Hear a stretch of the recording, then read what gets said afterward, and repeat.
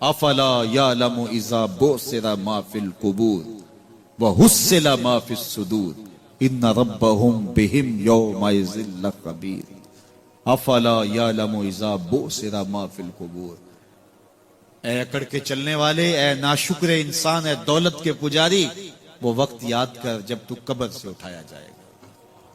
اس وقت کفن بھی چھین لیا جائے گا۔ اب سب کو چھین لیا گیا، دولت، بینک بیلنس، تیری جائیدادیں، پلازے، گاڑیاں، گھر، کوٹھیاں، بنگلے، سب کچھ یہیں رہ گیا، صرف ایک چادر کفن کی لے کے جا رہا ہے۔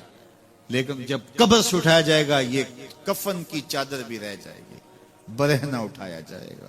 اللہ اکبر! نہ پاؤں میں جوتے، نہ سر پہ پگڑی، نہ بدن پہ کپڑا، برہنہ اٹھایا جائے گا۔ سیدہ عائشہ رضی اللہ تعالیٰ عنہ نے سنا تو کانپنے لگی، عرض کی حضور قبر سے برہنہ اٹھائے جائیں گے تو ایک دوسرے سے حیا نہیں آئے گی؟ فرمایا عائشہ معاملہ اس سے بھی آگے ہے، کسی کو ہوش ہوگی تو حیا آئے گی، ہوش اڑے ہوئے ہوں گے، خوف قیامت طاری ہوگا، قبروں سے یوں لوگ اٹھائے جائیں گے۔ افلا یعلم اذا بعثر ما فی القبور۔ اب بوسرا کا جو مفہوم ہے، جو ترجمہ اور معنی ہے وہ تو رہے، بوسرا کا جو صوتی آہنگ ہے، جب بولتے ہوئے ایک جھٹکا لگتا ہے تو قبروں سے اٹھتے ہوئے لوگوں کی کیفیت معلوم کرنے کے لیے بوسرا کا صوتی آہنگ ہی کافی ہے۔ افلا یعلم اذا بعثر ما فی القبور وحصل ما فی الصدور۔ حصلہ کے اوپر جو تشدید ہے، یہ معنی کو کتنی خوبصورتی کے ساتھ ایک مجسم پیکر میں سامنے لا رہی ہے۔ اللہ فرماتا پھر وہ وقت آئے گا جو سینے میں ہوگا وہ تشت ازبام ہو جائے گا۔ آج آپ مجھے نیک سمجھتے ہیں، میں آپ کو اچھا سمجھتا ہوں، لیکن میرے سینے کے اندر کیا چل رہا ہے یہ آپ کو نہیں پتا۔ یہ میں تقریر چہک چہک کے کر رہا ہوں، اس کے پیچھے کیا ہے؟ میں آپ کے دل اپنی جانب موڑنا چاہتا ہوں، آپ کی جیبیں خالی کرنا چاہتا ہوں، یا میں آپ کے سامنے پاک اور ستھرا اور بڑا جو ہے وہ نیکوکار بننا چاہتا ہوں، یا میرا مقصد رضائے الہی ہے؟ یہ مجھے پتہ ہے، آپ کو نہیں پتہ۔ آپ کہاں ہیں، کہاں کھڑے ہیں، میں آپ کو اچھا سمجھتا ہوں، لیکن آپ کو پتہ ہے کہ ہم کہاں کھڑے ہیں۔ لیکن قیامت کے دن یہ ساری چیزیں سامنے آ جائیں۔ وَحُصِّلَ مَا فِي الصُّدُورِ، اور سورہ الطارق میں فرمایا یوم تبلی السرائر فما لہ من قوت ولا ناصر۔ اس دن سارے راز کھول دیے جائیں گے اور کوئی طاقت نہیں ہوگی جو ان رازوں کو کھلنے سے روک سکے گا۔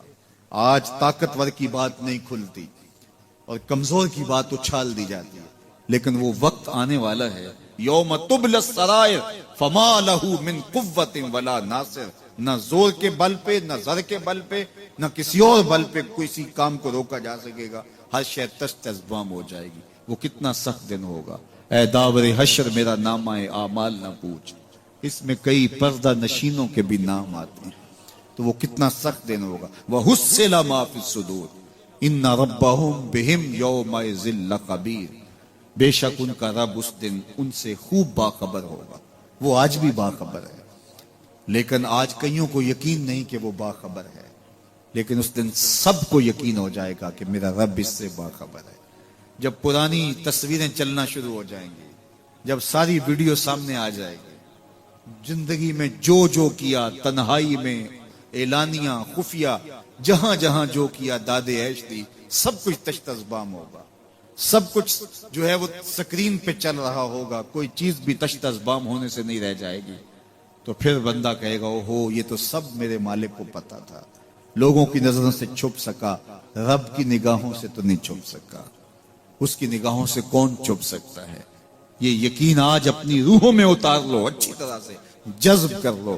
گناہوں سے بچنے کا اکثیر نسخہ ہے یہ یقین کہ میرا رب مجھے دیکھ رہا ہے۔ یہ یقین جب روح میں جم جائے، خیالوں میں اتر جائے، اعتقاد کا پختہ حصہ بن جائے، پھر بند کوٹھڑی میں بھی جرم نہیں ہو سکتا کہ میرا مالک تو مجھے دیکھ رہا ہے۔ آپ دیکھتے نہیں کہ جب ساتوں دروازے بند کر کے بت کے اوپر موٹا کپڑا ڈال کے زلیخا بولی ہے تلک یوسف اب تو آ جاؤ نا، اب تو کوئی نہیں دیکھ رہا، قال معاذ اللہ، تو جناب یوسف نے کہا میں اللہ کی پناہ میں آتا ہوں۔ اللہ اکبر!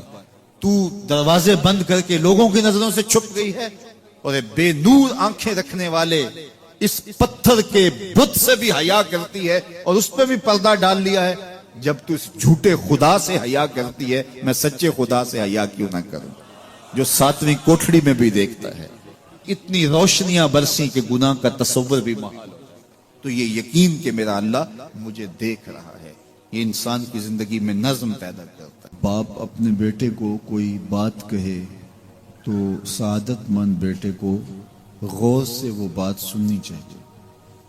استاد یا شیخ اپنے شاگرد کو کوئی بات کہے تو اسے غور سے اس بات کو سماعت کرنا چاہیے, چونکہ کہنے والا اس کا بزرگ ہے. لیکن وہ بزرگ, وہ شیخ, وہ استاد اگر ساتھ قسم بھی کرے تو پھر اور زیادہ مضمون کی اہمیت ہو جاتی ہے کہ یہ کوئی اہم مضمون تھا جس سے قبل قسم کی جا رہی ہے. اب یہاں جو ارشاد فرمایا جانے لگا ہے اس سے قبل میرے رب نے رب ہو کے قسم کی ہے. میرا مالک تو یوں بھی کہہ دیتا تو کافی تھا, لیکن مضمون اتنا اہم ہے کہ اس کو بیان کرنے سے قبل میرے رب نے قسم کی, اور پھر قسم بھی ایک نہیں کی, 5 قسمیں کی.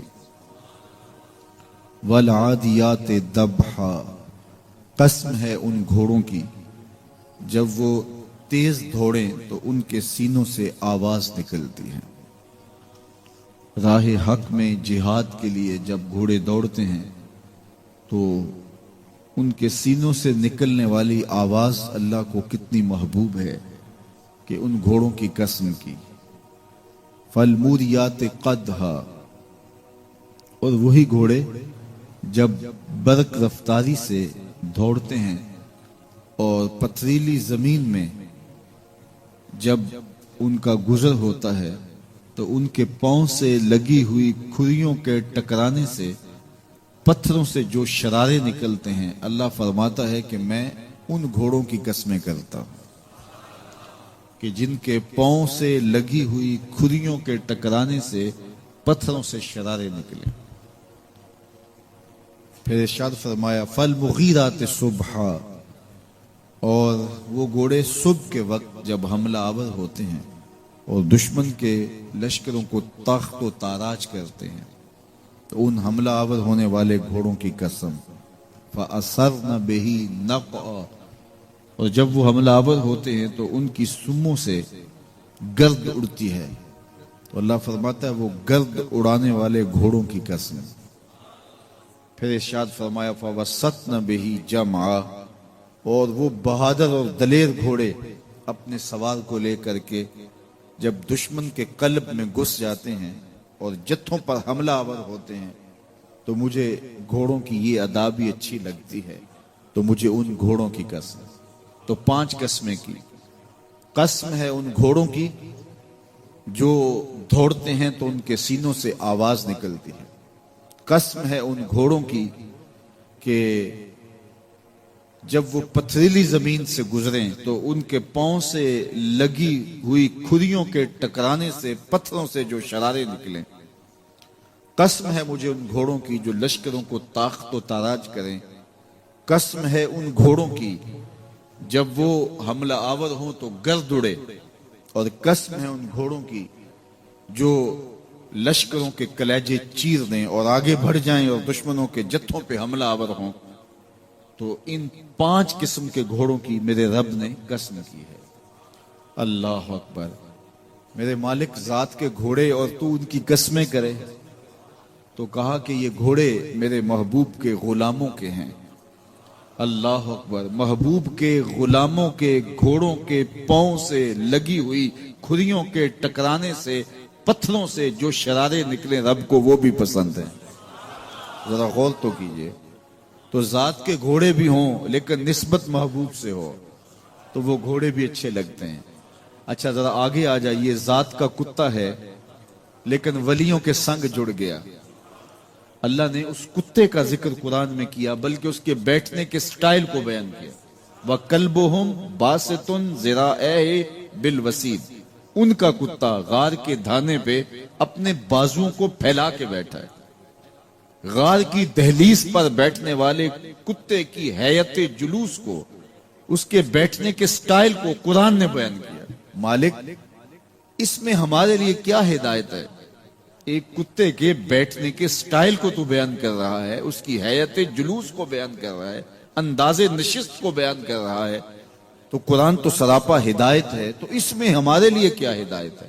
کہا یہی تو بتانا چاہتا ہوں کہ ذات کا کتا بھی ہو، سنگ نیکوں کے جڑ جائے تو وہ قابل ذکر ہو جاتا ہے، اور اگر تم میرے ولیوں سے جڑ جاؤ گے پھر تمہارا مرتبہ کیا؟ یہاں تو کتے جڑ جائیں تو قابل ذکر ہوتے ہیں۔ اچھا ذات کی چیونٹی ہے لیکن راہ تکتی حضرت سلیمان پیغمبر کا، تو اس چیونٹی کی گفتگو اللہ نے قرآن میں بیان کر دی اور اس کے نام کی صورت اتار دی۔ النمل، سورہ نمل اس چیونٹی کے نام پہ صورت ہے جو حضرت سلیمان علیہ السلام کی راہیں تک رہی تھی اور اپنی ہمجولیوں سے کہہ رہی تھی جلدی جلدی اپنی بلوں میں داخل ہو جاؤ، اللہ کے نبی کا لشکر بے خبری میں کہیں تمہیں کچل نہ ڈالے۔ اور حضرت سلیمان نے اس چیونٹی کی بات کو سنا، فَتَبَسَّمَ ضَاحِكًا مِّن قَوْلِهَا، اور مسکرا بھی پڑے۔ تو چیونٹی بھی ہو، گھوڑے بھی ہوں، کتے بھی ہوں، لیکن جب اچھے لوگوں کے سنگ جڑ جائیں، نسبت بلند ہو جائے تو وہ قابل ذکر ہو جاتے ہیں۔ تو ہیں گھوڑے لیکن میرا رب رب ہو کے قرآن میں ان گھوڑوں کی اداؤں کی قسمیں کر رہا ہے۔ وَالْعَادِيَاتِ ضَبْحًا فَالْمُورِيَاتِ قَدْحًا فَالْمُغِيرَاتِ صُبْحًا فَأَثَرْنَ بِهِ نَقْعًا وَوَسَطْنَ بِهِ جَمْعًا۔ قسم ان گھوڑوں کی جو تیز دوڑیں تو سینوں سے آواز نکلے، پتھریلی زمین میں جائیں تو پاؤں سے شرارے نکلیں، گرد و غبار اڑائیں، دشمن کے لشکروں کو تاخت و تاراج کر کے ان کے جتھوں میں گھس جائیں، ان دلیر اور بہادر گھوڑوں کی میرا رب رب ہو کے قسم کر رہا ہے۔ یہاں قسم کی بات چلی تو اللہ نے محبوب کے گھوڑوں کی قسم کی، گھوڑوں کی اداؤں کو پسند کیا۔ محبوب کے غلاموں کے گھوڑے، ان کے پاؤں سے لگی ہوئی کھریوں سے ٹکرانے والے پتھروں سے نکلنے والے شرارے، رب کے وہ بھی محبوب۔ اللہ اکبر۔ تو پھر قسم کی بات چلی تو کبھی گھوڑوں کی قسمیں کی، کبھی محبوب کی راہ گزر کی قسم کی۔ لا اقسم بہذا البلد، مجھے قسم ہے اس شہر کی۔ تو شہر مکہ کی قسم کیوں کی؟ وہاں کعبۃ اللہ ہے، مقام ابراہیم ہے، چاہے زمزم ہے، صفا و مروہ ہے، مزدلفہ ہے، منا ہے، عرفات ہے، قدم قدم انوار کی برستی برکہ ہے، مطاف ہے، حتیم ہے، مستجاب ہے، مستجار ہے، ملتزم ہے، باب کعبہ ہے، سقف بیت اللہ ہے، قدم قدم پہ انوار برس رہے ہیں۔ شاید میرے رب نے قسم اس لیے کی ہو، شاید قسم اس لیے کی ہو، لیکن میرا رب کہتا ہے لا اقسم بہذا البلد، مجھے قسم ہے شہر کی، یعنی شہر مکہ کی۔ کیوں؟ یہاں کعبۃ اللہ ہے، یہاں مقام ابراہیم ہے، یہاں مزدلفہ ہے، منا ہے، عرفات ہے۔ کیوں قسم؟ وانت حل بہذا البلد، محبوب اس شہر کی گلیوں نے تیرے قدم چومے۔ اے انت مقیم فی ھذا البلد، امام قرطبی نے اس کا مفہوم بیان کیا۔ محبوب آپ کی اقامت اس شہر میں ہے، آپ کے سانسوں کی خوشبو سونگی ہے شہر کی فضاؤں نے، اس لیے مجھے شہر کی قسم کہ محبوب یہاں تم جو رہتے۔ اللہ اکبر۔ تو محبوب کے شہر کی قسم کی، والعصر، محبوب کے زمانے کی قسم کی، والضحیٰ، محبوب کے چہرے کی قسم کی، واللیل، محبوب کی لٹکتی زلفوں کی قسم کی۔ کبھی کہا محبوب تیرے چہرہ زیبا کی قسم، کبھی کہا تیری زلف عنبری کی قسم، کبھی کہا تیرے شہر نور کی قسم، کبھی کہا تیرے زمانہ حسین کی قسم۔ اور پھر قسم کا باب چلا تو بات کہاں تک پہنچی؟ محبوب نہ صرف تیرے شہر کی قسم، نہ صرف تیری گلیوں کی قسم، نہ صرف تیرے چہرہ زیبا کی قسم، نہ تیری زلف نور کی قسم، نہ تیرے عہد زرعی کی قسم، محبوب تیری قسم تو ہے ہی تیرے غلاموں کے گھوڑوں کے پاؤں سے لگی ہوئی کھریوں کے ٹکرانے سے جو شرارے اڑتے ہیں، میں خدا ہو کے ان شراروں کو بھی پسند کرتا ہوں اور ان گھوڑوں کی بھی قسم کرتا ہوں۔ یہ قرآن ہے نا، والعادیات ضبحا، قسم ہے محبوب تیرے غلاموں کے گھوڑوں۔ اللہ اکبر، قسم ہے ان کے سینوں سے نکلتی آواز کی، قسم ہے ان کے پاؤں سے نکلتے ہوئے شراروں کی، قسم ہے ان کی خوبصورت اداؤں کی، ان اداؤں والوں گھوڑوں کی قسم۔ اللہ اکبر۔ یہ قسمیں کرنے کے بعد جواب قسم کیا ہے؟ دیکھیے میں یہاں بیٹھا ہوں اور میں گفتگو کے آغاز پہ ہی قسمیں اٹھانا شروع کر دوں۔ مجھے قسم ہے رب کعبہ کی، مجھے قسم ہے عرش الہی کے مالک کی، مجھے قسم ہے زمین و آسمان کے خالق کی، تو قسموں پہ قسمیں کرتا جاؤں تو جو مجھے غور سے سننے کا عادی نہیں بھی ہے تو وہ بھی متوجہ ہو جائے گا اور سننے کے لیے بے چین ہو جائے گا کہ حضرت قسموں پہ قسمیں اٹھائے جا رہے ہیں، کوئی بات ہے آج تو میرا رب ہو کے قسمیں کر رہا ہے۔ تو اس کے بعد جواب قسم کیا ہے؟ تو کان کھڑے ہو گئے، روحوں میں پیاس بڑھ گئی اور سماعتیں بچھ گئی کہ میرے مالک تو قسموں پہ قسمیں کر رہے، کبھی گھوڑوں کی اداؤں کی قسمیں، کبھی ان کے سینوں سے نکلتے ہوئے جو ہے وہ اس مہیب آواز کی قسمیں، کبھی پاؤں سے اڑتے ہوئے شراروں کی باتیں، اور کبھی ان کے پاؤں سے اڑتی ہوئی دھول کی کہانیاں۔ تو قسم پہ قسم، اور قسمیں بھی گھوڑوں کی، تو کوئی بات ہوگی۔ تو ایک دم کان کھڑے ہو گئے تو جواب آیا، ان الانسان لربہ لکنود، بے شک انسان اپنے رب کا ناشکرا ہے، انسان اپنے رب کا ناشکرا ہے۔ قسمیں گھوڑوں کی ان کی اداؤں کی اور ناشکرا حضرت انسان کو کہا۔ یہ کتنی لطیف چوٹ تھی جو حضرت انسان کو ماری گئی۔ یا اللہ ہمیں ناشکرا کہنا تھا تو کہیں اور مقام پہ کہہ لیا جاتا، گھوڑوں کی تو قسمیں کرے اور ہمیں ناشکرا کہے۔ گھوڑوں کی قسمیں ہو رہی ہوں اور انسان کو ناشکرا کہا جائے، انسان کو ناشکرا کہنا تھا تو کسی اور موقع پہ کہہ لیا جاتا۔ کہا یہی تو سمجھانا چاہتا ہوں کہ چم میٹھا نہیں ہوتا، کم میٹھا ہوتا ہے۔ تو ذات کے گھوڑے بھی ہوں لیکن کام کریں تو مجھے وہ بھی اچھے لگتے ہیں، اور تم انسان بنے ہو، نقوش بڑے اچھے ہیں، قدے رانا رکھتے ہو، جھیل جیسی آنکھیں ہیں، اور تم چلتے ہو تو قیامت چلتی ہے، لیکن مجھے تم اچھے نہیں لگتے اگر تم ناشکرے ہو۔ یہ ہیں ذات کے گھوڑے لیکن میرے محمد عربی کے غلاموں کے غلام ہیں، مجھے اچھے لگتے۔ تو وہ چم نہیں دیکھتا، وہ کم دیکھتا ہے۔ تو ذات کے گھوڑے بھی ہوں لیکن نسبت ہو میرے حضور سے، نسبت میرے رسول سے ہو تو رب کو وہ اچھے لگتے ہیں۔ تو کہا والعادیات ضبحا فالموریات قدحا فالمغیرات صبحا فاثرن به نقعا فوسطن به جمعا ان الانسان لربہ لکنود، بے شک انسان اپنے رب کا ناشکرا ہے۔ اللہ اکبر۔ پھر فرمایا وَإِنَّهُ عَلَى ذَلِكَ لَشَهِيدٌ، اس پر کسی دلیل کی ضرورت نہیں ہے کہ یہ ناشکرا ہے، یہ خود اس کا گواہ ہے۔ ذرا اپنے اندر اتر کے دیکھے کہ یہ کھڑا کہاں ہے، یہ کس قدر نعمتیں پانے کے باوجود شکوے کی زبان کھولے رکھتا ہے۔ یہ ناشکرا ہر وقت اس کی نعمتوں کی ناشکری کرتا رہتا ہے۔ جتنی نعمتیں اس کو عطا کی، اس کو تو ہم نے جو چمکتی روشن آنکھیں دی ہیں، اس کو بولتی زبان بخشی ہے، خوبصورت چہرہ دیا ہے، قدے رانا بخشا ہے، اس کو دماغ دیا ہے، دماغی قوتیں عطا کی ہیں، اور اس کو سننے والے کان دیے، اس کی زبان پہ ذائقے رکھ دیے، نظام انہضام، نظام تنفس، کیا کیا نہیں سے عطا کیا، لیکن ہر وقت یہ ناشکری کے کلمات ہی بولتا رہتا ہے۔ میرے پاس یہ بھی نہیں، یہ میرے پاس یہ بھی نہیں، میرے پاس یہ بھی نہیں۔ دیکھیں اس کے پاس کیا کیا اس کے مالک نے عطا کیا ہے۔ تو یہ ہر وقت ناشکری، اور پھر جوں جوں ہم قیامت کے قریب ہوتے چلے جا رہے ہیں، ناشکری بڑھتی چلی جا رہی ہے۔ میں کوئی بہت لمبی عمر نہیں رکھتا، لیکن مجھے آج سے 35 سال پہلے کے حالات کی ہوش ہے، اور جو میرے سے زیادہ عمر میں ہیں وہ اس سے پہلے کے حالات جانتے ہیں۔ تو میرا بنیادی طور پہ ایک دیہات سے تعلق ہے، تو میں اچھی طرح جانتا ہوں کہ لوگوں کے پاس جو آج کچھ ہے وہ آج سے 35-40 سال پیچھے نہیں تھا۔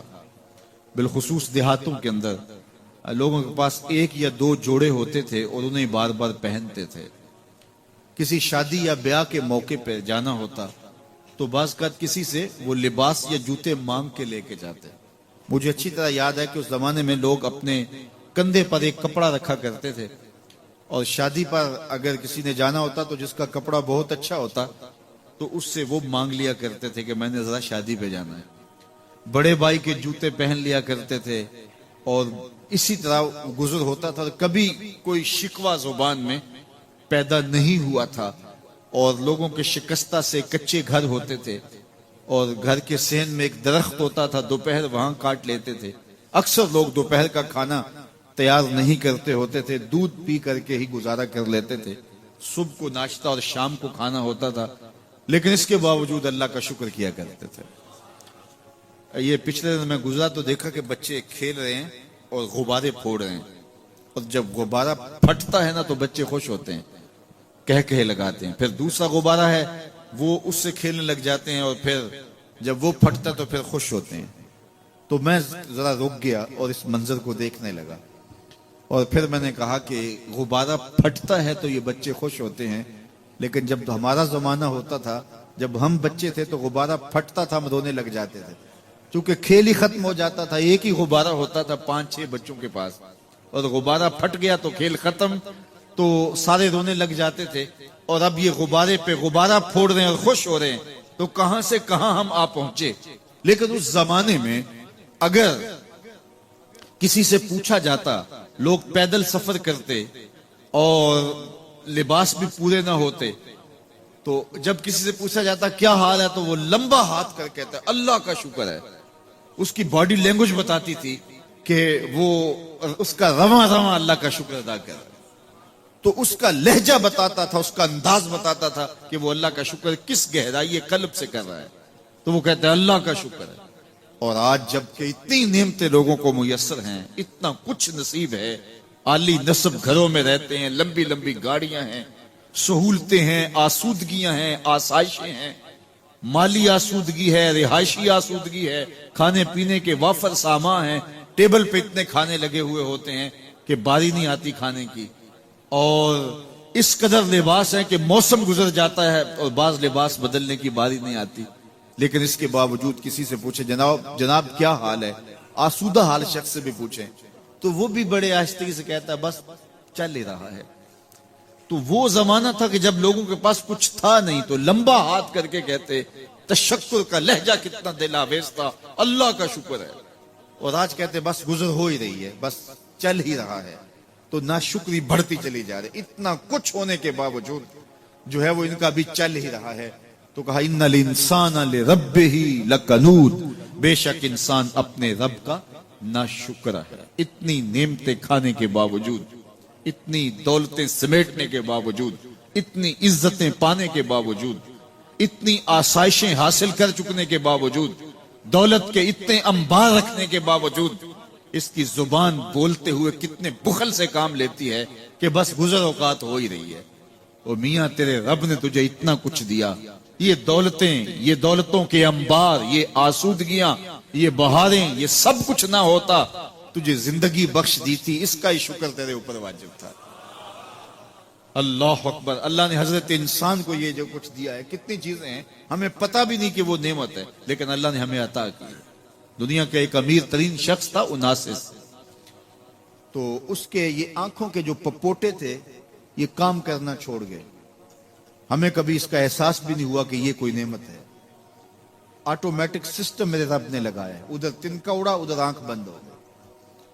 لیکن اس کو مسئلہ کیا ہوا کہ یہ پٹھے اس کے ختم ہو گئے اور وہ اپنی مرضی سے آنکھیں نہیں بند کر سکتا تھا. ڈاکٹر سلوشن ٹیپ لگا کے آنکھیں کھول دیتا اور جب اس نے سونا ہوتا تو وہ بند کر دیتا. دنیا کے امیر ترین لوگوں میں سے ایک نام تھا. تو کسی نے اس سے پوچھا کہ تیری زندگی کی سب سے بڑی خواہش, اس نے کاش اپنی آنکھیں اپنی مرضی سے کھول سکوں. کہا اس کے لیے تجھے کوئی قیمت لگانی پڑے تو کتنے پیسے لگا سکتا ہے؟ کہا ساری دولت لگ جائے, کاش میں اپنی آنکھیں اپنی مرضی سے کھول سکوں. مجھے یہ بتائیے کہ حضرت انسان کو کیا کچھ نہیں اللہ نے دیا. یہ لعاب ہے نا, لعاب ہم روز تھوکتے ہیں, یہ مقدار سے کچھ کم ہو جائے تو بولنے میں دقت, نظام انہضام خراب. یہ جو لعاب ہمارے منہ میں آتا ہے جو ہم تھوک دیتے ہیں, یہ قدرتی گریس ہے جو بولنے میں مدد دیتی ہے, نظام انہضام کو ٹھیک رکھتی ہے. اور اگر یہ لعاب کم ہو جائے مقدار سے تو نظم خراب ہو جائے اللہ اکبر. تو ہم نے کبھی سوچا کہ یہ بھی نعمتیں ہیں؟ باقی روشن آنکھیں، چمکتا چہرہ اور زور آور ہاتھ، چوڑی چھاتی، دھڑکتا دل، اور کہتے ہیں اس دماغ کا اگر کمپیوٹر تیار کیا جائے تو نیو یارک شہر سے بڑا ایک بکریاں چرانے والے شخص کے دماغ کا کمپیوٹر بنے. یہ حضرت انسان کو اللہ نے اتنا کچھ دیا ہے، اور پھر اس کو نعمتیں دی، عزتیں دی، جائیدادیں، زمینیں، لمبی لمبی گاڑیاں، عالی نسب پلازے، کتنا کچھ دیا. پھر خوبصورت اولادیں دی، کیا تسکین قلب کے لیے رکھا اس نے. تو اس کے باوجود بھی یہ کہہ رہا ہے بس چل رہا ہے، گزر اوقات ہو رہی ہے. ان الانسان لربہ لکنود. انسان اپنے رب کا کتنا ناشکر ہے، اس نے کیا کچھ اسے عطا کیا، کیا کچھ عطا کیا، لیکن یہ شکر کا کلمہ بھی نہیں بولتا، بخل سے کام لیتا ہے. تو کہا یہ ناشکر ہے، اور اس پر کوئی خارج سے دلیل لانے کی ضرورت بھی نہیں ہے. وَإِنَّهُ عَلَىٰ ذَلِكَ لَشَهِيدٌ. اور یہ خود اس پہ گواہ ہے. ذرا اپنے اندر اتر کے دیکھے تو یہ کتنا بخل کرتا ہے شکر ادا کرنے میں، اسے خود سمجھ آ جائے گی. وَإِنَّهُ لِحُبِّ الْخَيْرِ لَشَدِيدٌ. اور اس کی ایک خصلت یہ ہے کہ یہ دولت کی محبت میں بڑا سخت ہے. دولت کی محبت یہ بہت زیادہ اپنے سینے میں پال چکا ہے، اور یہ دولت اس کی محبوبہ بن گئی ہے. دولت تو اس کی ضرورت ہونی چاہیے تھی، لیکن اس نے اس کو اپنی محبوبہ بنا لیا. وَإِنَّهُ لِحُبِّ الْخَيْرِ لَشَدِيدٌ. اس کو محبت زر شدت سے ہو گئی ہے. سویر سے شام تک اس کا وظیفہ ہی یہی ہے. اس کی زندگی کے اندر منصوبے یہ چلتے ہیں. اللہ نے اتنا نوازا ہوا ہے، اس کی ساری زندگی آسودگی سے گزر سکتی ہے جتنا اس کے پاس موجود ہے، لیکن اس کے باوجود ہر وقت اس کے دماغ کے فیتے پہ یہی چلتا ہے، اور یہی کہانی چلتی ہے، یہ زیادہ کیسے ہو، یہ زیادہ کیسے ہو، یہ زیادہ کیسے ہو. اس طرح نے اس کو بے چین کر دیا ہے، اور خواہش زر نے، حفظ زر نے اس کا چین چھین لیا ہے. اور اتنی محبت جاگزی ہوگی اس کے دل میں کہ اللہ کی محبت کے لیے اس کے دل میں جگہ ہی نہیں بچی. وَإِنَّهُ لِحُبِّ الْخَيْرِ لَشَدِيدٌ. اللہ اکبر. اب پہلے گھوڑوں کی اداؤں کی قسمیں کی، پھر اس کے بعد حضرت انسان کی یہ جو بڑی خامیاں تھی، جو خامیاں جڑ ہیں اس کی باقی خامیوں کی، ان کو بیان کیا. ایک تو ناشکرہ ہے، جو ملا ہے اس پہ یہ شکر ادا نہیں کرتا، حالانکہ اگر وہ شکر ادا کرے، رب کا وعدہ ہے کہ اگر تم شکر ادا کرو گے میں اور زیادہ دوں گا. ایک تو یہ شکر نہیں کرتا، اور دوسرا یہ ہے کہ دولت کی محبت اس کے رگو ریشہ میں رچ بس گئی ہے. بلکہ اللہ تعالیٰ نے ان بد نصیب لوگوں کی کہانی بیان کرتے ہوئے کہا جو دولت کو مقصود ہی بنا بیٹھے. الذی جمع مالا وعدد. یہ وہ بد نصیب لوگ ہیں جو مال کو جمع کرتے ہیں اور گنتے رہتے ہیں، بار بار حساب کرتے ہیں. الذی جمع مالا وعدد. مال کو جمع کیا، وعدد، اور بار بار اس کو گنتے رہے. اتنے ہو گئے، اب اتنے ہو گئے. اللہ کلا لینبذن فی الحطام.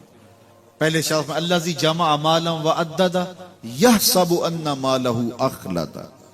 یہ گمان کرتے ہیں کہ ہمارا مال ہمیں لافانی کر دے گا، مال کی کثرت سے ہم محفوظ ہو جائیں گے اور ہمارا کچھ نہیں بگڑے گا. دولت اتنی ہوگی تو ہم ہر طرح سے حفاظتوں کے ساتھ میں آ جائیں گے، ہمارا مال ہمیں لافانی کر دے گا. یحسب ان مالہ اخلد. اللہ تعالیٰ نے فرمایا کلا، ایسا ہرگز نہیں ہے. یہ تمہاری بھول ہے کہ مال تمہیں لافانی کر دے گا، مال تمہیں مرنے نہیں دے گا، مال تمہیں محفوظ کر دے گا. کلا، ایسا ہرگز نہیں ہے. بلکہ کیا ہے؟ لَيُنبَذَنَّ فِي الْحُطَمَةِ. ہم تمہیں پکڑ کے آگ میں ڈال دیں گے. لَيُنبَذَنَّ کے لفظ پہ اگر غور کیا جائے تو عربی میں جب ان کا جوتا پرانا ہو جاتا تو پرانا جوتا جب پہننے کے بھی قابل نہ رہتا تو اس کو اتار کے ایسے حقارت سے پہنتے، اور اس کے لیے لفظ استعمال کرتے نبذت النال. میں نے جوتا پھینک دیا. وہ جوتا جو پاؤں میں ڈالنے کے بھی قابل نہ رہے اور اتنا پرانا ہو جائے کہ اس کو اب جو ہے وہ مزید مرمت بھی نہ کروانا ممکن ہو، تو اس کو پھر پھینکا جاتا ہے، اور پھر اس کو وہ حقارت سے پھینکتے ہیں، اور وہ جوتا چلتے ہوئے تنگ کرتا ہے تو پھر اس کو اتار کے حقارت سے رب پھینک دیتے ہیں. تو اس کے لیے لفظ بولتے ہیں نبذت النال. میں نے جوتا پھینک دیا. حقارت سے پھینکنے کو نبض کہتے ہیں، اور یہی لفظ اللہ تعالیٰ جل شانہ نے فرمایا کلا لیمبذن فی الحطمہ، اے اہل عرب جس طرح تم جوتا پرانا حقارت سے پھینکتے ہو، ہم حقارت سے تمہیں آگ میں ڈال دیں گے۔ کلا لیمبذن فی الحطمہ، یہ ان مالداروں کی کہانی ہے جنہوں نے مال کو اپنا معبود بنا لیا، مال کو اپنا مقصود بنا لیا، مال مال مال، ہر قدر پامال کر دی، ہر قدر کی قربانی دے دی مال کے بدلے، اور مال ہی ان کا مقصود بن گیا، اور یہ سمجھے کہ یہ مال جو ہے وہ ان کو لافانی کر دے گا، ان کو مرنے نہیں دے گا، ان کے لیے حفاظتی حصار بن جائے گا۔ کلا لیمبذن فی الحطمہ وما ادراک ما الحطمہ، اللہ فرماتا ہے جانتے ہو جس حطمہ میں، جس آگ میں تمہیں ڈالا جائے گا وہ آگ کیا ہے؟ مل حطمہ، کیا تمہیں پتا ہے وہ حطمہ کیا ہے؟ پھر خود فرمایا نار اللہ الموقدۃ التی تطلع علی الافئدہ، یہ اللہ کی جلائی ہوئی آگ ہے جو دل کھا جائے گی، جو کلیجے چاٹ جائے گی۔ تم حب زر، یہ حب دولت اور حب دنیا، یہ تمام برائیوں کی جڑ ہے، تو اس لیے اپنے اندر سے محبت زر کو نکالنے کی کوشش کیجئے اگر کہیں آپ کو داخل ہوتی محسوس ہو رہی ہے، اور حب دولت کو نکالنے کے لیے زکوٰۃ صدقات اسلام نے ہمیں یہ نظم دیا۔ اقبال نے کہا تھا حب دولت تلف می سازت زکوٰۃ، زکوٰۃ حب دولت کو زائل کرتی ہے، جب اللہ کی راہ میں لٹاؤ گے تو اس سے کم بھی نہیں ہوگا۔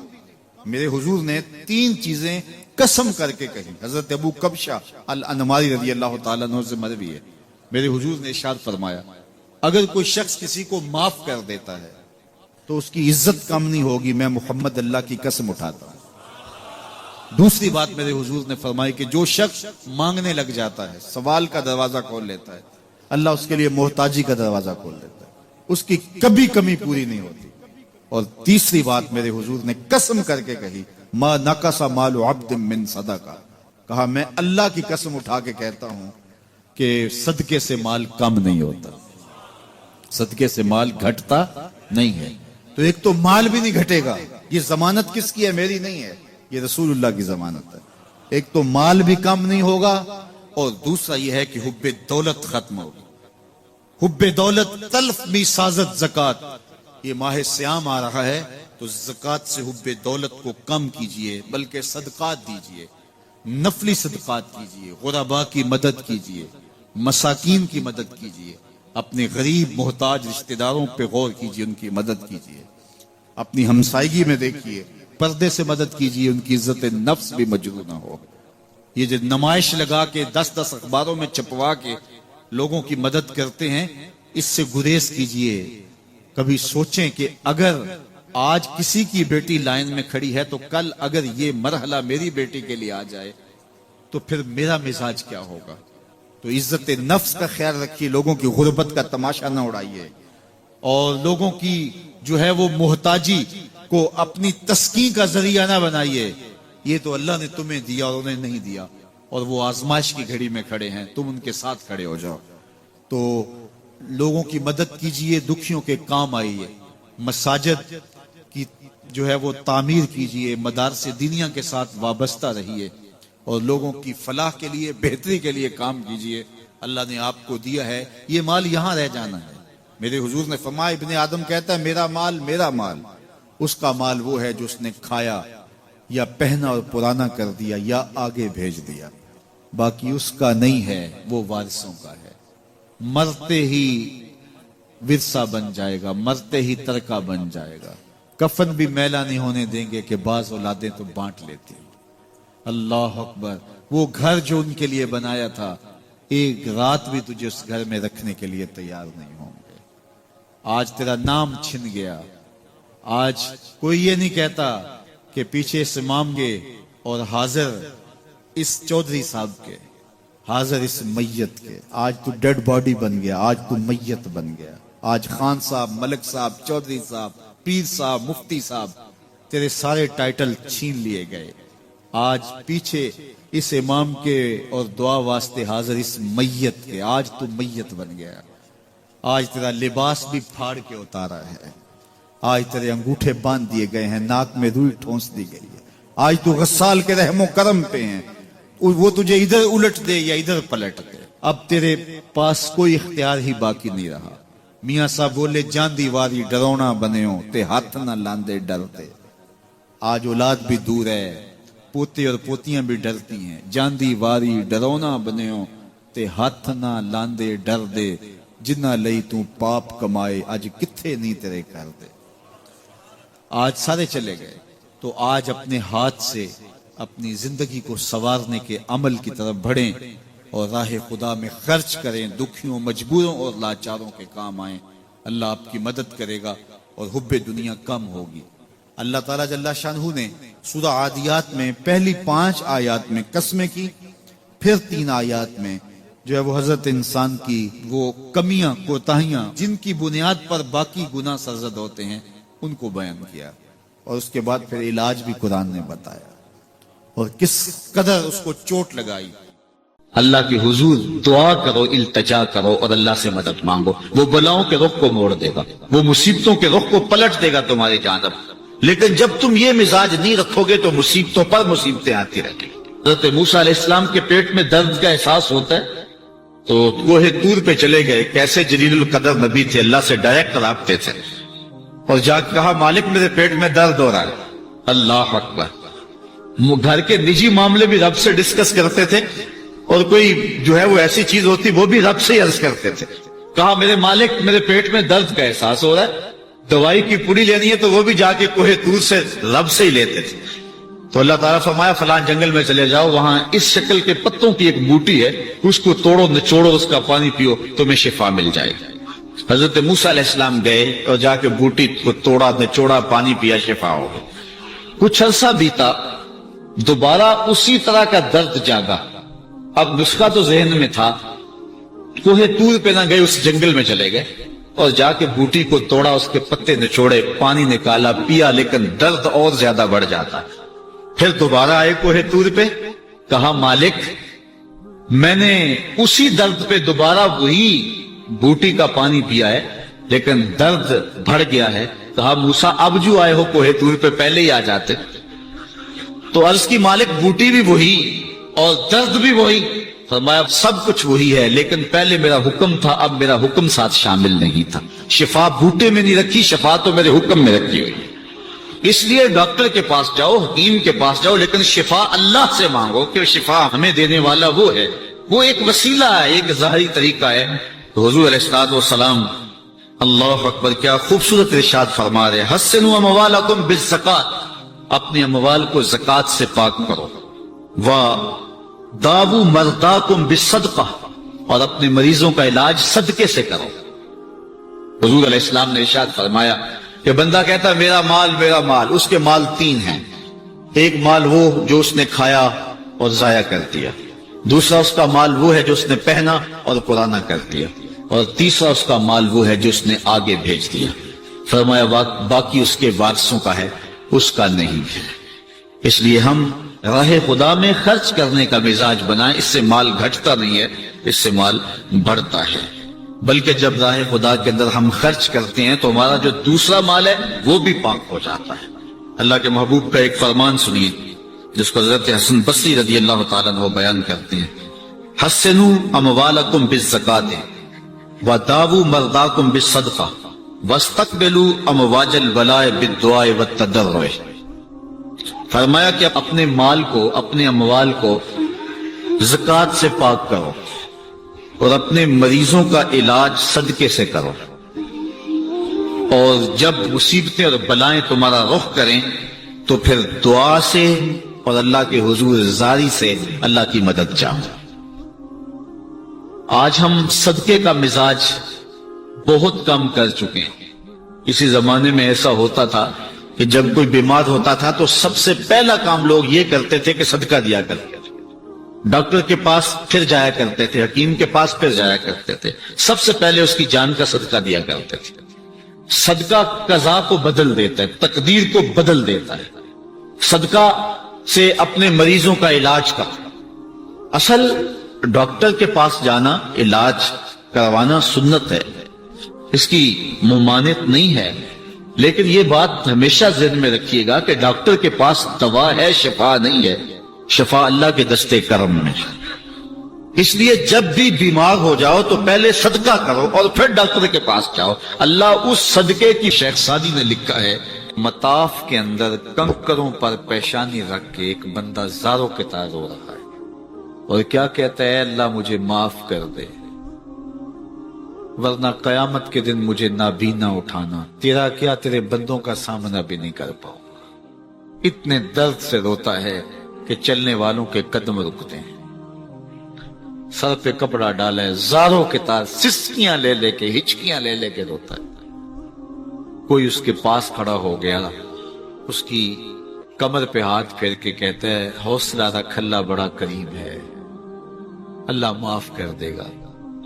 خیر جب وہ شخص رو رو کے آہوزاری کر کے اپنے رب کی حضور یہ تمنائیں کر کے اٹھ کے جانے لگا تو اس شخص کو شوق تھا کہ میں دیکھوں یہ ہے کون.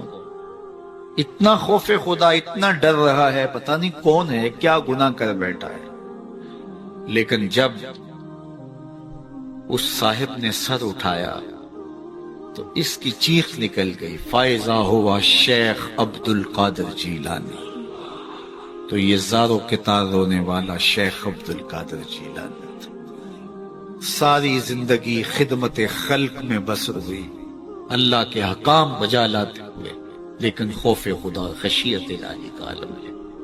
حضرت جنید بغدادی کے پیر ہیں حضرت سری سختی رضی اللہ تعالیٰ کو، رشتے میں ماموں بھی لگتے ہیں. تو حضرت جنید بغدادی کو حضرت سری سختی رضی اللہ تعالیٰ عنہ نے ایک دن وصیت کی. حضرت جنید کہتے ہیں میرے پاؤں تلے سے زمین سرکنے لگی.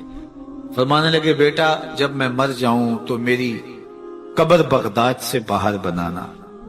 میں نے پوچھا حضرت کیوں؟ لوگ تو بغداد میں دفن ہونے کو ترستے ہیں. کہا میری بدعمالیوں کی وجہ سے بغداد کی مٹی میری لاش قبول کرنے سے انکار نہ کرتے. الذین یبیتون لربہم سجدا وقیاما، یہ وہ لوگ ہیں جو اپنی راتیں سجدے میں اور قیام میں بسر کرتے ہیں. ہم تو 4 نمازیں تسلسل سے پڑھ لیں تو بے نمازیوں کو حقیر سمجھنے لگ جائیں. لیکن یہ کیا ہے، زندگی ذکر و فکر میں گزرتی ہے، سجدہ و قیام میں راتیں بسر ہوتی ہیں. لیکن عرض کیا کرتے ہیں، مالک ہم سے جہنم کا عذاب پھیر دے. آؤ میں اور آپ اپنے گریبان میں جھانکیں، اپنے من میں اتریں. اللہ نے ہمیں کتنی نعمتیں عطا کی ہیں، کیا کچھ نہیں عطا کیا. ہماری راتیں کیا قیام اور سجدوں میں بسر ہوتی ہیں. ہماری 5 نمازیں بھی پوری ہیں. اگر ہماری 5 نمازیں بھی پوری نہیں اور سجدہ و قیام بھی ہمیں نصیب نہیں ہے تو پھر افسوس ہے ہمارے جینے. جب کسی سے پیار پیدا ہوتا ہے تو پھر یہ آرزو مچلتی ہے کہ میں اس کے ہونٹوں سے سنوں کہ میں تم سے پیار کرتا ہوں. تو بندہ ہو کے پیار رب سے کرتا ہے تو پھر دل میں آرزو تو مچلتی ہے کہ کانوں میں کوئی نغمے رس بولے اور کوئی مجھے کہے کہ تم پیار کرتے ہو تو وہ بھی تم سے پیار کرتا ہے، تو زندگی کی ساری تھکن اتر جائے. تو کہا کہ یہ سننا چاہتے ہو نا، یہ آرزو ہے نا تمہاری، تمہارے رت جگے، تمہاری راتوں کی تنہائیوں میں سجدے، تمہارا دن رات رکوع قیام اور تمہارا اس کے حضور پہ جو تاب اور اضطراب اور زندگی کا یہ سارا تمہارا لف و نشر اس کی ذات کی رضا کے لیے ہے نا. تم چاہتے ہو کہ ہمارا رب ہم سے راضی ہو جائے. کبھی کعبے کے چکر کاٹ رہے ہو، کبھی پتھروں کو چوم رہے ہو، حجر اسود کو چوم رہے ہو، کبھی ملتزم پہ لپٹ لپٹ کے آہوزاریاں کرتے ہو، کبھی مطاف پہ پیشانی رگڑتے ہو اور کبھی حتیم میں روتے ہو. تم اسی تڑپ میں ہو نا. یہی بتانا چاہتے ہو نا کہ ہم تجھ سے پیار کرتے ہیں، یہی بتانا چاہتے ہو نا کہ ہم تجھ سے محبت کرتے ہیں. کبھی سحری کے وقت مصلی بچھاتے ہو، تمہارے آنسو مصلی میں جذب ہوتے ہیں اور مصلی بھیگ جاتا تمہارے آنسو سے. کوئی دیکھ نہیں رہا ہوتا لیکن تمہارے دل سے یہ روح اٹھتی ہے جس کے لیے یہ آنسو جذب ہو رہے ہیں، وہ تو دیکھ رہے نا. تمہیں یقین ہوتا ہے لیکن محبت میں عجب تکرار کی خو ہے.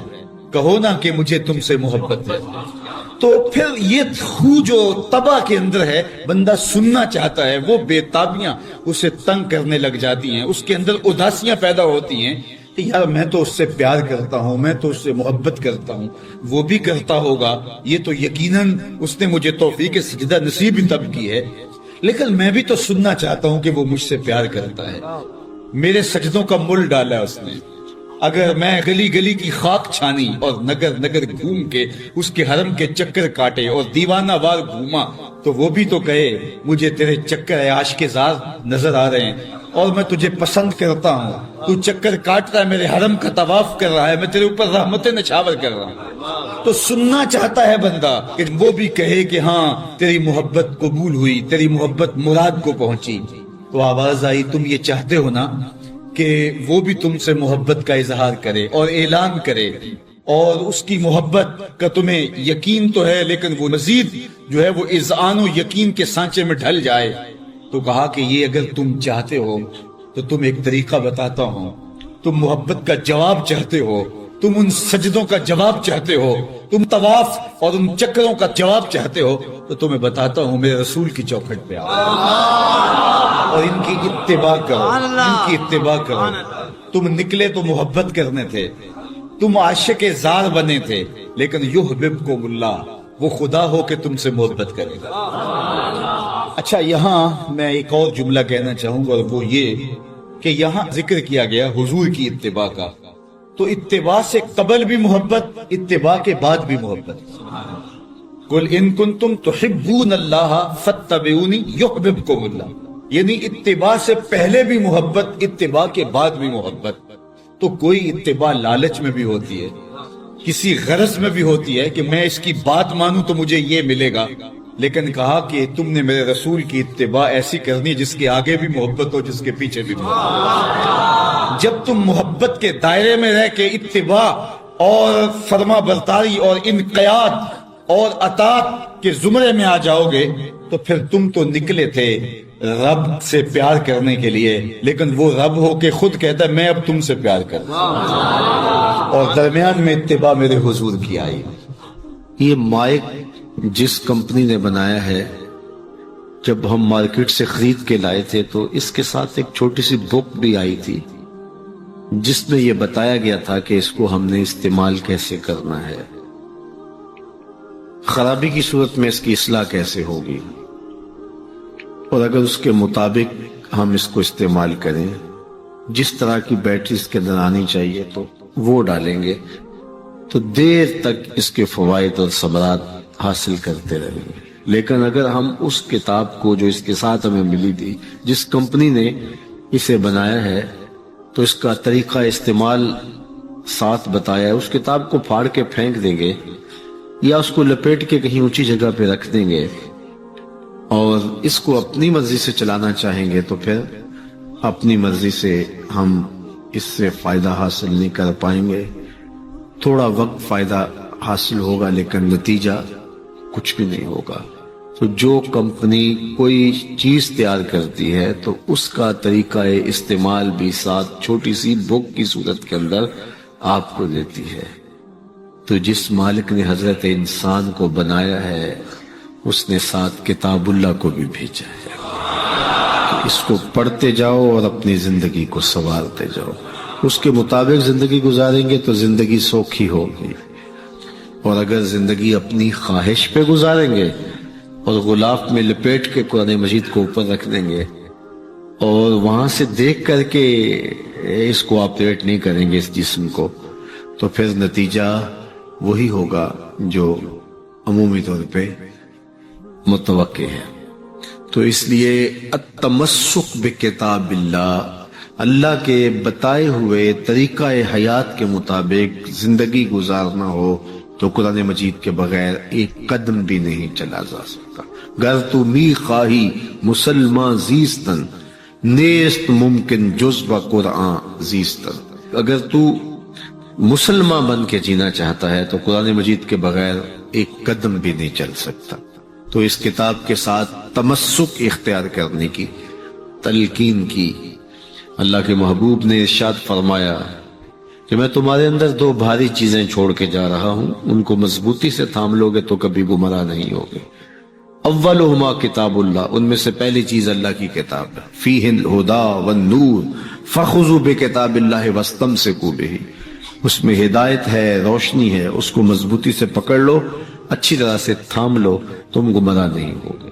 یار جو شخص نابینا ہے اسے کیا پتا کہ یہ پھولوں کی بہاریں کیا ہوتی، جو پیدائشی نابینا ہے اسے کیا پتا ہے کہ آسمان پر بزم کواکب کے رنگ کیا ہے، اسے تتلی کے پروں میں قدرت کی سنائی کا کیا اندازہ ہو سکتا ہے، اسے مور کے پروں میں رنگوں کی مینا کاری کا کیا اندازہ ہو سکتا ہے، اسے پھوٹتے جھرنوں، بہتی ندیوں اور کوسے قضا کی رنگینی اور دھنک کی شوخیوں کا لطف کیسے نصیب ہو سکتا ہے، اس کو کیا پتا حسن کیا ہوتا ہے، اس کو کیا پتا جمال کیا ہوتا ہے۔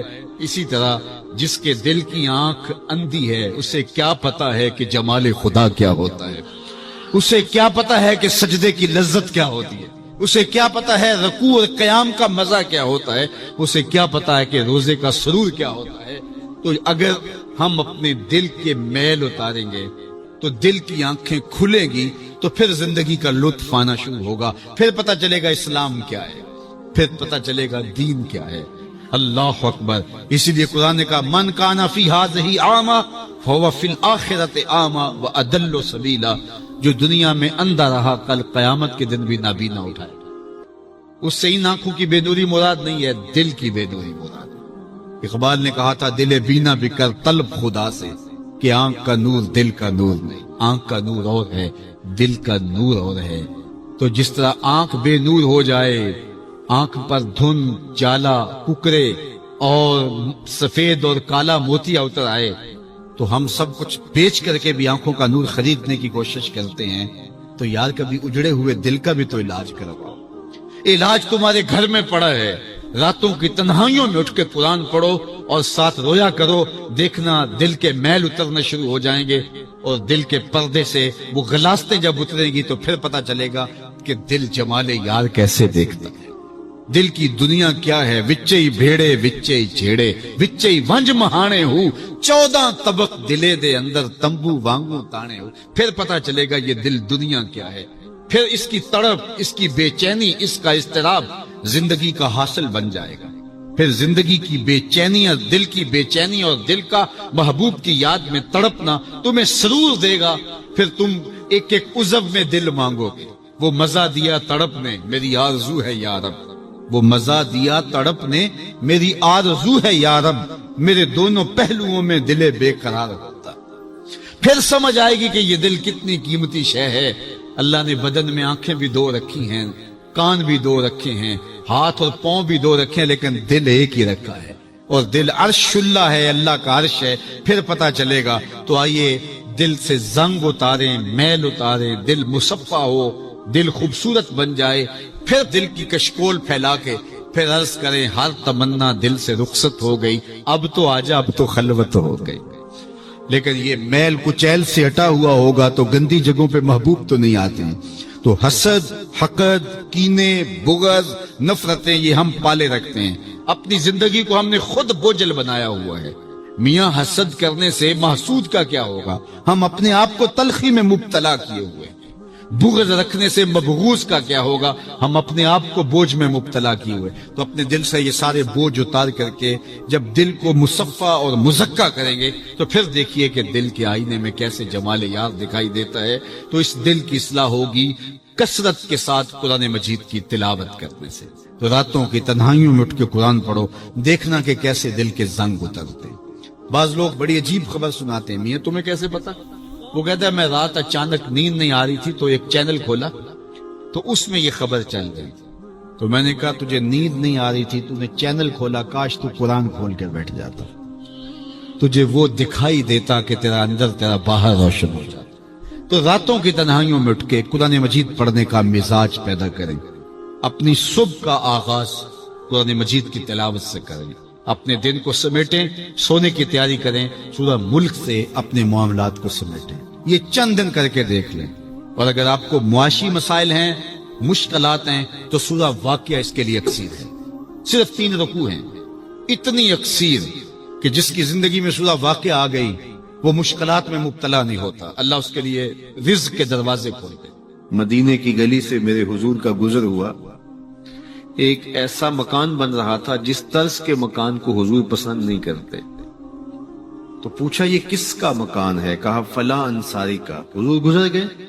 کسی نے اس کو جا کے بتایا حضور تیری گلی سے گزرے تھے، تیرے مکان کو دیکھا، شاید حضور کو پسند نہیں آیا. چہرہ بتا رہا تھا حضور کا کہ تیرا مکان اچھا نہیں لگا. انہوں نے کدال لیا اور مکان زمین کے برابر کر دیا. چند دن کے بعد حضور کا پھر گزر ہوا تو دیکھا کہ مٹی کا ڈھیر پڑا ہوا ہے، ملبہ پڑا ہوا. کہا اس شخص کو بلاؤ. بلایا گیا. کہا میں گزرا تھا، تیرا مکان بن رہا تھا، اب مٹی کا ڈھیر پڑا ہے. حضور میں نے گرا دیا. فرمایا کیوں؟ عرض کی سنا تھا آپ کو پسند نہیں، سنا تھا آپ کو پسند نہیں. میں اور آپ اپنے اندر اترے اور دیکھیں ہمارا کیا کیا حضور کو پسند. محمد دی زیارت محمد دے رنگ وچ اے ٹھگ بازیاں جانے پیارا صلی اللہ علیہ وسلم. جب ان کے ہوئے تو پھر اپنی خواہش رہی کہاں؟ اپنی رضا کو محبوب کی رضا میں فنا کر دینے کا نام ہی تو محبت ہے. تیرے ہندیاں سندیاں محبوبہ میں کافر ہواں جے میں ہواں، اپنی نفی کرنے کا نام ہی تو محبت ہے. لیکن میں اپنی خواہشات کا پتلا ہوں اور عاشق رسول بھی ہوں. کیسی عجیب کہانی ہے. میں اپنی آرزوؤں کا بندہ بھی ہوں اور عاشق رسول ہوں. کیسی عجیب کہانی ہے. جب ان کے ہو گئے پھر اپنا کچھ نہ رہا. محبوب کی رضا میں اپنے آپ کو گم کرنے کا نام محبت ہے. جب ان کے ہوئے تو پھر زندگی کا جمال، زندگی کا نور نصیب ہوا، زندگی کی حقیقتیں ہاتھ آ گئی. میں عاشق رسول کہلاتا ہوں، حج اور عمرے بھی کرتا ہوں. میں 1.25 لاکھ مرتبہ جو ہے وہ ہر ہفتے میں درود بھی پڑھتا ہوں. میں محفل میلاد کرواتا ہوں، پوری دنیا کے نعت خواں جمع کرتا ہوں. لیکن حضور کی سنت چہرے پہ سجانے کی توفیق نہیں ہے. مجھے حضور علیہ الصلوۃ والسلام کے بتائے ہوئے طریقے کو اختیار کرنے کی ضرورت نہیں ہے. صاحب سوچیں کہیں آپ اپنے آپ سے دھوکہ تو نہیں کر رہے. ان سے تو نہیں کیا جا سکتا. ان سے دھوکہ کون کرے گا؟ وہ تو جانتے ہیں کون کہاں کھڑا ہے. میرے حضور بولے یاری لا تو پاک نبی سنگ اے پر پوری یاری. یاری لا تو پاک نبی سنگ اے پر پوری یاری. پھر درود قبول ہے تیرا لکھ نہ لو ایک بار. پھر نہ لاکھ مرتبہ پڑھنا، ایک بار ہی پڑھ لینا وہ بھی قبول. اشہد بلال عند اللہ اشہد، پھر بلال کا اشہد بھی قبول ہے. وہ چہرہ اور چہرے کا دل نہیں دیکھتے، بندے کا دل دیکھتے ہیں. تو جب تم اپنے باطن کو حضور کے نام پہ لگاؤ گے تو پھر ایک ایک عمل ان کی سنت کی اتباع. یہ صوفی کی علامات ہیں. رنگ برنگے کپڑے پہن لینے سے صوفی نہیں بنتا. مختلف رنگوں کے پٹکے باندھ لینے سے صوفی نہیں بنتا. صاحب بھنگ گھوٹ کر پینے سے صوفی نہیں بنتا. ڈھول کی تھاپک پر ناچنے اور رقص کرنے سے صوفی نہیں بنتا. مختلف تصوف کی اصطلاحات کو یاد کر لینے سے صوفی نہیں بنتا. محمد عربی کی غلامی سے صوفی بنتا ہے. حضور کی چوکھٹ کی فقیری سے صوفی بنتا ہے.